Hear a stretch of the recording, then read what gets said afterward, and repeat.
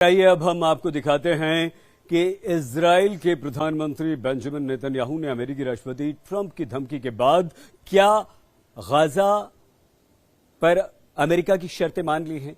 क्या अब गाजा युद्ध समाप्त हो सकता है? क्या अब बेंजामिन नेतन्याहू बुरी तरह से डर गए हैं और वो गाजा पर कब्जे का इरादा छोड़ चुके हैं ट्रंप की धमकी के बाद?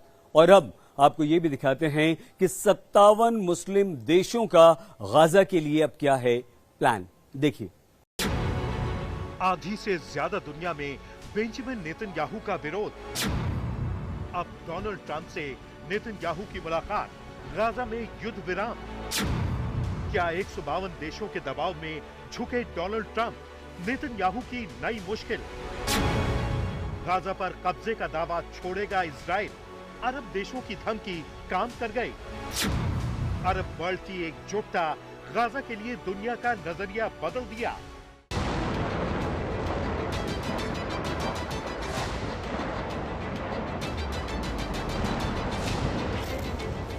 अमेरिकी राष्ट्रपति डोनाल्ड ट्रंप और इजराइल के प्रधानमंत्री बेंजामिन नेतन्याहू की ये मुलाकात दुनिया के नजरिए से बहुत बड़ी है।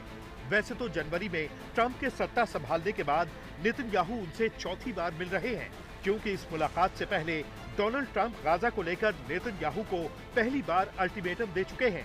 तो पूरी दुनिया यही जानना और समझना चाहती है कि आखिर इस मुलाकात में अब क्या होगा। अमेरिकी राष्ट्रपति डोनाल्ड ट्रंप बड़े भरोसे के साथ कह रहे हैं कि इजराइल और हमास के बीच गाजा में चल रही लड़ाई जल्दी ही खत्म हो जाएगी। लेकिन इस लड़ाई को खत्म कराने की कोशिश तो बहुत लंबे समय से चल रही है। इस साल की शुरुआत के अंदर एक संघर्ष विराम समझौता हुआ भी था, जो ज्यादा वक्त तक टिक नहीं पाया।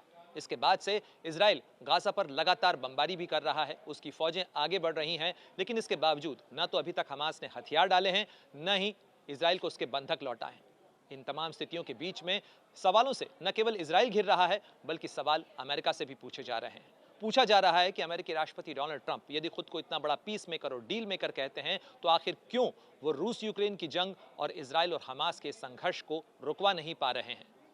सवाल इस बात को लेकर भी पूछे जा रहे हैं कि कतर में जिस तरीके से इजराइल ने कार्रवाई की, उसके बाद क्यों अमेरिका के दोस्तों का भरोसा भी डिग रहा है।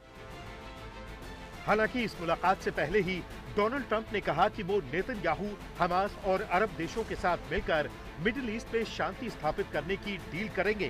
ट्रंप ने यह भी दावा किया है कि गाजा युद्ध अपने आखिरी पड़ाव पर है और गाजा में युद्ध विराम होने वाला है। आपको बता दें कि डोनाल्ड ट्रंप ने पहली बार इजराइल और बेंजामिन नेतन्याहू को सीधे वार्निंग दी।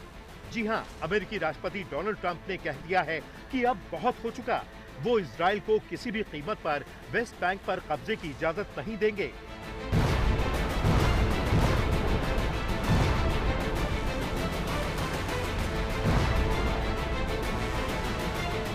लेकिन गाजा में अभी तक इजरायली हमले नहीं रुके हैं। जब नेतन्याहू अमेरिका में हैं, उस वक्त भी इजरायली सेना ने गाजा पर खूब बारूद बरसाया। अब सवाल यह है कि जिस तरह से ट्रंप ने नेतन्याहू को पहले अल्टीमेटम दिया, फिर गाजा में युद्ध रुकवाने की डील वाली बात कही, क्या बेंजामिन नेतन्याहू डोनाल्ड ट्रंप की बात मानेंगे? क्योंकि संयुक्त राष्ट्र महासभा के भाषण में नेतन्याहू ने ट्रंप के अल्टीमेटम के बावजूद संकेत दिए कि वो हमास को लेकर झुकेंगे। लेकिन यूएन महासभा में एक बड़ी बात यह हुई कि जब नेतन्याहू भाषण देने के लिए आए, तो 100 से ज्यादा देश हॉल छोड़कर बाहर चले गए। डोनाल्ड ट्रंप पर अरब देशों का दबाव है, क्योंकि जब से इजराइल ने कतर पर हमला किया है, अरब वर्ल्ड के 57 मुस्लिम देश एकदम से अमेरिका के खिलाफ हो गए हैं। इसके बाद कतर में मुस्लिम देशों की मीटिंग हुई, तो यहाँ बात नाटो देशों की तरह अरब नाटो बनाने की हुई। इतना ही नहीं, सऊदी अरब ने तो गाजा को लेकर इजराइल को सीधे धमकी भी दे दी।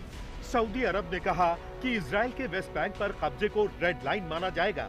इजराइल के इस कदम को कभी स्वीकार नहीं किया जाएगा। ऐसा हुआ तो अब्राहम समझौते के तहत इजराइल सऊदी संबंधों को सामान्य करने की प्रक्रिया रुक जाएगी। इधर सऊदी ने वेस्ट बैंक पर इजरायली कब्जे को लेकर चेतावनी दी। उधर संयुक्त राष्ट्र महासभा में फिलिस्तीन को स्वतंत्र राष्ट्र के तौर पर मान्यता देने का ऐलान शुरू हो गया। फिलिस्तीन को अब तक फ्रांस, ब्रिटेन, ऑस्ट्रेलिया सहित 152 देशों ने राष्ट्र के तौर पर मान्यता दे दी है। ऐसे में संयुक्त राष्ट्र के कुल सदस्यों में से लगभग 78% सदस्यों ने फिलिस्तीन को मान्यता दे दी है, जबकि अमेरिका, इटली जैसे देशों ने अब तक फिलिस्तीन को कोई मान्यता नहीं दी है और मान्यता देने के पक्ष में नजर भी नहीं आ रहे हैं।